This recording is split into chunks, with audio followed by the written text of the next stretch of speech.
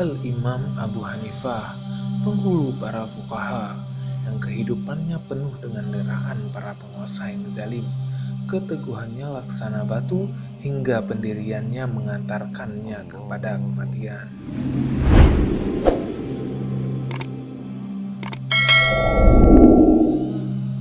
Assalamualaikum warahmatullahi wabarakatuh. Imam Abu Hanifah lahir pada tahun 80 Hijriah di kota Kufah, Irak, dan diberi nama Nu'man bin Sabit bin Zurta al-Tami al-Kufi. Abu Hanifah adalah julukan yang diberikan karena ia selalu membawa tinta kemanapun untuk menulis hadis yang ia dapat. Imam Abu Hanifah termasuk salah satu fuqaha yang pendapatnya masih banyak dipakai hingga sekarang dan lebih dikenal dengan nama mazhab Imam Hanafi. Imam Abu Hanifah termasuk salah satu tabi'in karena ia pernah bertemu dengan sahabat Anas bin Malik saat berkunjung ke Kufah. Masa kecil Imam Abu Hanifah digunakan untuk membantu ayahnya berdagang. Namun meski begitu, Imam Abu Hanifah tidak pernah lalai untuk menimba ilmu. Ia selalu menyempatkan diri untuk belajar kepada ulama di Kufah ataupun di tempat yang sedang ia singgahi saat berdagang.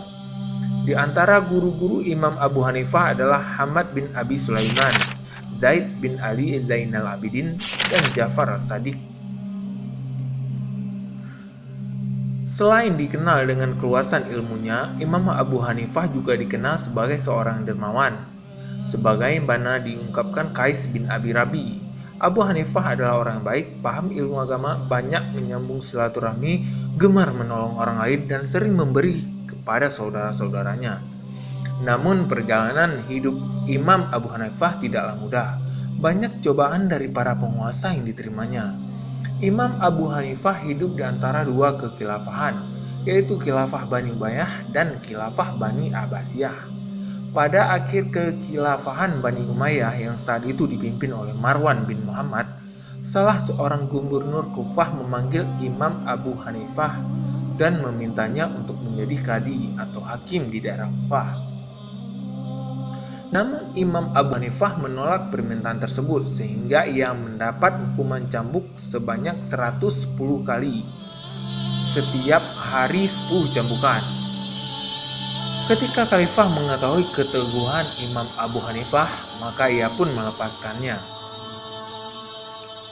Tidak jauh berbeda dengan kekhilafahan di tangan Bani Abbasiyah yang dipimpin oleh Al-Mansur. Pernah juga terjadi ketika Khalifah Al-Mansur memanggil 3 ulama besar ke istananya, yaitu Imam Abu Hanifah, Imam Sufyan Ats-Tsauri, dan Imam Syarif An-Nakhai. Setelah mereka hadir di istana, Khalifah menetapkan mereka untuk menduduki jabatan yang cukup tinggi. Penetapan tersebut disertai dengan ancaman bahwa siapa saja yang menolak akan dicambuk 100 kali. Imam Sufyan Ats-Tsauri diangkat kadi di Basrah, di mana ia menolak dan melarikan diri ke Yaman. Imam Syarif diangkat kadi di ibu kota dan ia menerimanya. Sedangkan Imam Abu Hanifah menolak pengangkatan itu, di mana ia pun ditetapkan dan tidak berusaha melarikan diri sehingga ia dimasukkan kembali ke dalam penjara dan dicambuk sebanyak 100 kali. Imam Abu Hanifah menolak semua tawaran tersebut karena pada masa itu para penguasa sering berbuat zalim. Para kadi dipaksa untuk memutuskan hukuman dengan tidak adil. Tentang kewaraan Imam Abu Hanifah, Fudail bin Iyad berkata, Abu Hanifah adalah seorang yang faqih, terkenal dengan waranya, termasuk salah seorang hartawan, sabar dalam belajar dan mengajarkan ilmu, sedikit bicara, menunjukkan kebenaran dengan cara yang baik, dan menghindar dari harta penguasa. Karena keluasan ilmu dan kewaraan Imam Abu Hanifah, maka banyak orang yang berbondong-bondong untuk belajar darinya.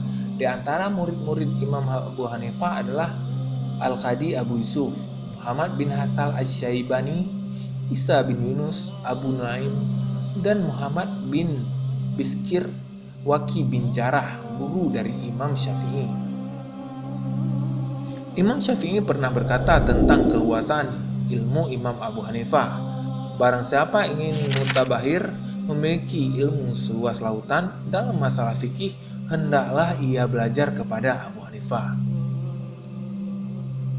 Pada masa Imam Abu Hanifah, penulisan buku belum banyak dilakukan, sehingga tidak ada buku yang ditinggalkan oleh Imam Abu Hanifah untuk kita baca. Namun meski begitu, murid-murid Imam Abu Hanifah banyak yang menulis pendapat-pendapat yang telah dikemukakan Imam Abu Hanifah dalam hal fikih, sehingga menjadi rujukan banyak orang, kemudian dikenal dengan fikih Hanafi atau mazhab Hanafi. Imam Abu Hanifah meninggal dunia di dalam penjara pada tahun 150 Hijriah ketika berusia 70 tahun karena dipaksa untuk meminum air yang telah dicampur dengan racun. Begitulah jejak singkat perjalanan Imam Abu Hanifah, pendahulu para fuqaha yang tidak lepas dari berbagai macam ujian. Dan bayangkanlah sekarang bagaimana para fuqaha menjilat pemerintah, padahal pemerintah sekarang di atas zalim, bahkan sangat zalim. Besar di baliknya yang apapun itu akan digerakkan. Di kita begitu. Apa kalian kira kemarin hampir ribetnya kemarin itu semua karena bela Al-Quran? Enggak, itu cuma tunggangan. Ada makar besar di balik itu. Cuman karena gubernur yang mencela, nggak ada celaan terhadap Al-Quran. Maaf. Kata siapa Ustadz? Kata penguasa. No, yang namanya kabar yang berkaitan dengan maslahat umum, keamanan umum, dengerin apa kata penguasa. Itu usul kita. As-sam'u wa at-ta'ah. Tuh, mentaati kita tahu. Kalau mendengar apa maknanya? Maknanya kabar-kabar yang berkaitan dengan keamanan negara, masalah besar, tidaklah kita terima, tidaklah kita yakini kecuali datangnya dari badan resmi pemerintah. Tuh, nggak kemakan sama isu kita kalau gitu. Pemerintah bilang, nih yang ngupload berita tentang gubernur yang mencela Al-Quran. Pemerintah bilang, memutuskan nih penguasa, hakim yang ada, dia ngedit.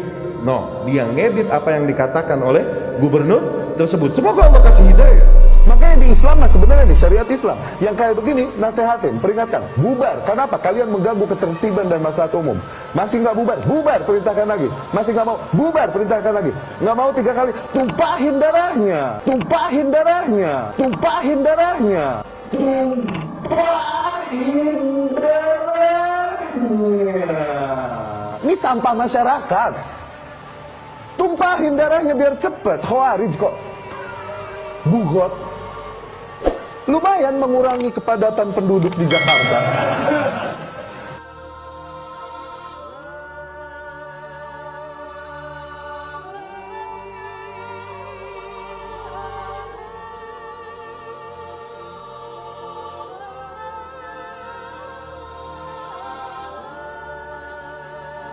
Assalamualaikum warahmatullahi wabarakatuh.